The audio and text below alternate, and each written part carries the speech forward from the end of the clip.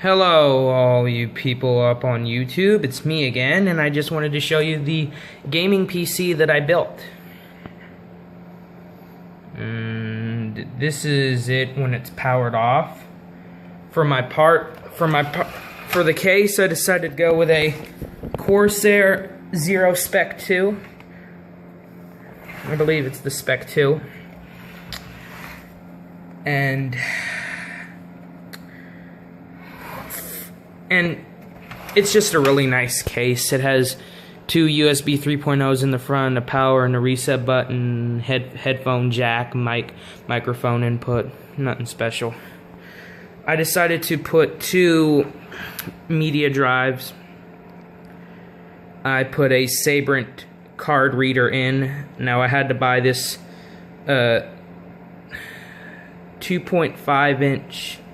Is this 2.5 inches? Yeah, it's 2.5 inches to 5.25 inch drive adapter, so I could use this card reader. See that light? It's like, since I have the flash on camera, it's not shining that bright, but it's a pretty bright light. A lot of people complain about the light on this card reader. It's fine with me. It doesn't bother me. It has a M2 card port. I can get it to focus. XD. It's got a CF card port, SD card, memory stick, micro SD, and a USB port. As you can see, I have the dongle to my keyboard. It's a Logitech. Let's turn on autofocus here. It's the Logitech. Forgot the name of this keyboard. It's a Logitech keyboard with a built-in multi-touch pad. It's a pretty good keyboard. It's not like, no gaming keyboard or nothing, but it'll do the job. I mostly game on PC with this beast. I bought a 360 PC gaming kit. It came with, installation software with some drivers on it, and it came with this little wireless dongle here. Because I don't really like playing PC games with mouse and keyboard, except for on first-person shooters. Even with first-person shooters, I found it a little bit awkward because, well, I'm a console peasant. Well, a console peasant wouldn't build something like this. And for the RAM, I decided to go with 8 gigabytes of Kingston HyperX RAM. It's great RAM. For the Blu-ray drive, I went with an Asus Blu-ray drive. I wanted to use this as like a gaming, all-purpose multimedia kind of PC, but unfortunately, like an idiot, I decided to get the standard edition of Windows 8.1 instead of the professional edition. And the standard edition of Windows 8.1, the media player, Windows Media Player does not play DVDs or Blu-rays when you buy it, which sucks. But I'm gonna get the Pro Pack once I get paid. I'm gonna get the Windows 8.1 Pro Pack so I can have those features and other features. Remember, don't be an idiot like I did. Get the professional version of Windows 8.1 in the future. For the power supply, I chose a Corsair power supply. Wow, a Corsair power supply in a Corsair case. Wow. There's already some dust on it. Yeah. Electronics and dust do not get along. Anyway, it's a 750 watt modular power supply. I went with 750 watts because in the future, since, I'm a nerd and I feel like upgrading the graphics card to like a GTX 970 or a AMD R9 290X, I have the headroom so I could upgrade the graphics card. But for now, I am using a GeForce GTX 960, and so far I only own 2 games on Steam. Yeah. I've been a Steam member since 2011 when I got Duke Nukem Forever, installed it from the PC. It required a little connection to Steam. Hey. Look at that. That little pin is, of course, for an SLI bridge if you want to connect two 960s. Which, I don't know if I want an SLI. Fine with the performance I get, but I am going to get an R9 290X next month. Anyway, moving on. For the CPU cooler, I chose the Cooler Master 212 Evo. I originally was using the stock cooler because, like an idiot, the little styrofoam case containing all the bolts and nuts required to install it, I misplaced them somewhere in my room, and once I found them all, I decided to say, hey, let's install this thing. And my CPU runs at around 35 Celsius. When I was using the stock cooler, it was like 40, 50 Celsius.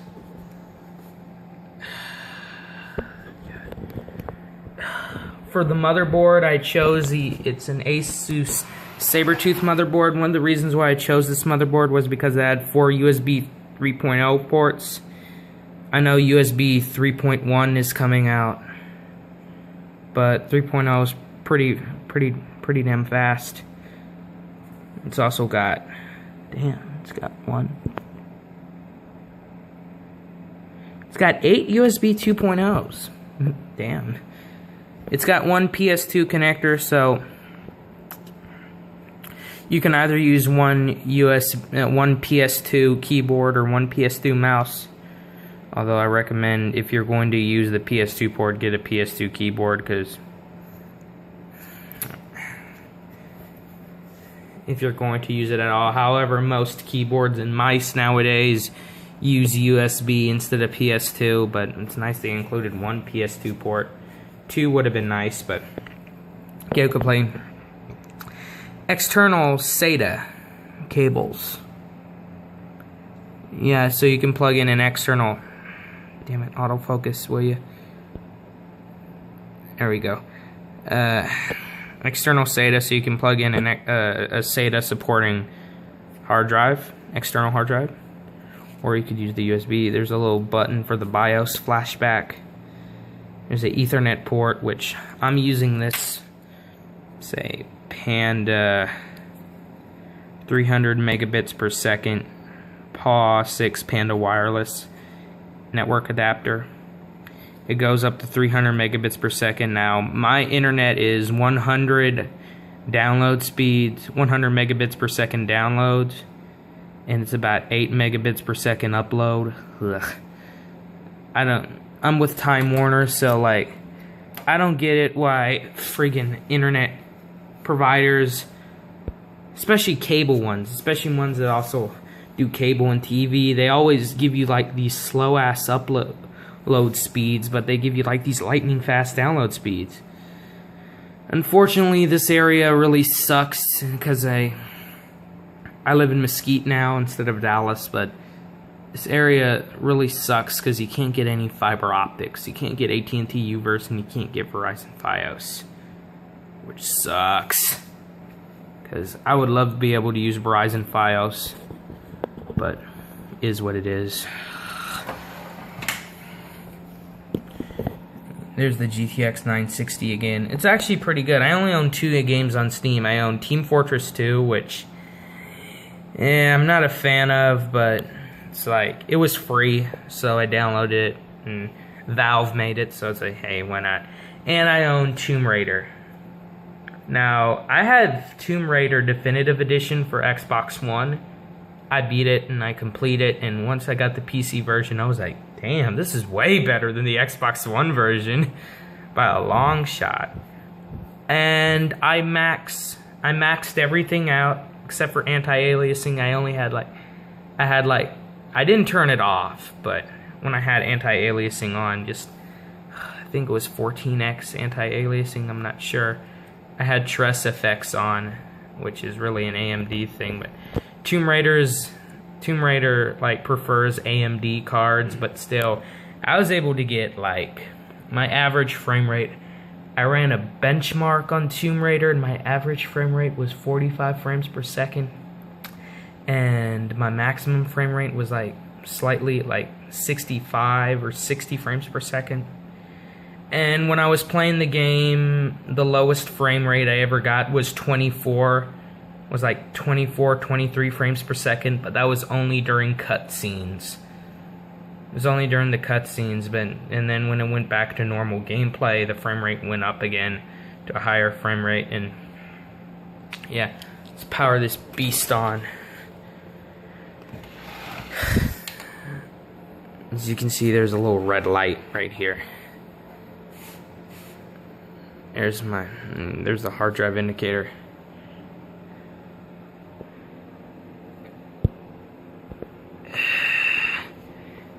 Yeah, I decided not to use any captured footage. I know I have my Hauppauge in the corner over there next to my TV. I could have captured footage. Here's Windows 8.1. You see? Wireless. You could use it on your couch.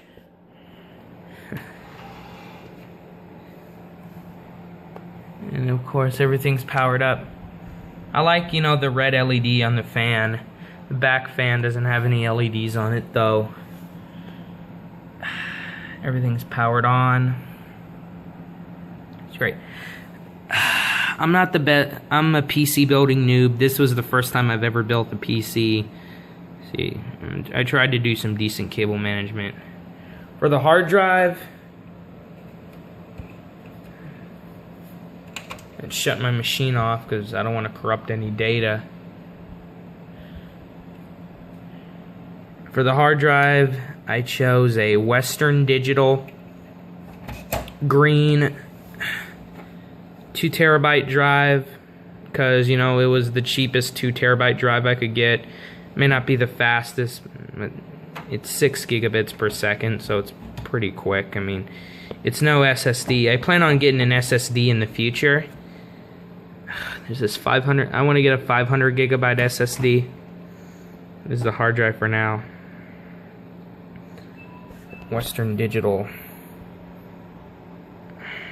green 2 terabytes.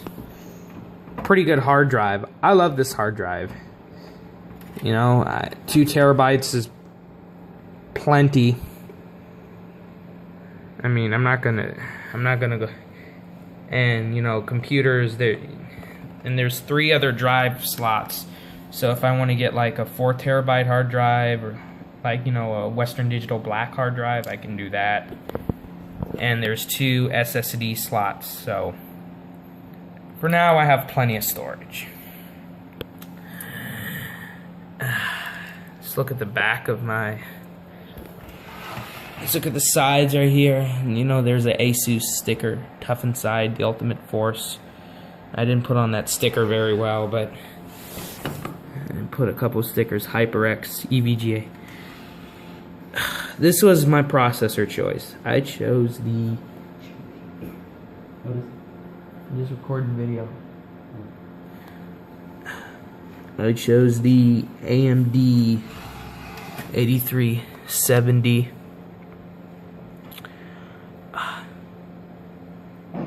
processor.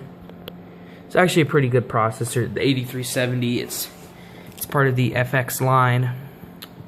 I decided to go AMD instead of Intel because I wanted to spend more money on the graphics card instead of the processor. I didn't want to pay $300 for a freaking processor.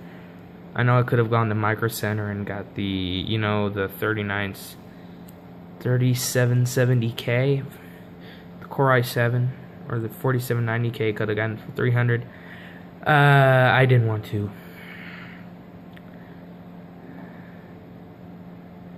So, this is my rig.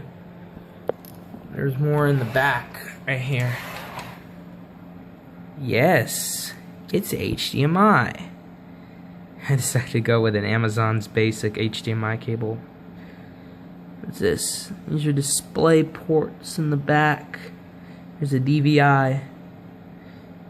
I don't have any DVI monitors, and the graphics card came with a DVI to VGA adapter, but it's the year 2015. We all have some kind of device that supports HDMI. We don't really need DVI anymore, but it's there. There actually still are some people with freaking tube TVs. Anyway, this is my gaming PC. Let's turn it on again. There's the window to the case right here. Need to clean off the glass on it. But this thing runs pretty quiet too, for the most part. In fact, everything on it is pretty quiet. In fact, I can barely hear any noise from it. Cooler Master. Wonder if, yeah, Corsair does make CPU coolers. I have just fallen in love with Corsair with this case and this power supply and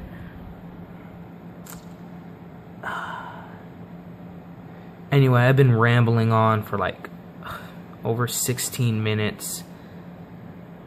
Please subscribe. And if you have subscribed to me, thank you. I should be posting more videos often, but the reason why I don't is because I don't really have the time. Anyway, I'll see you later.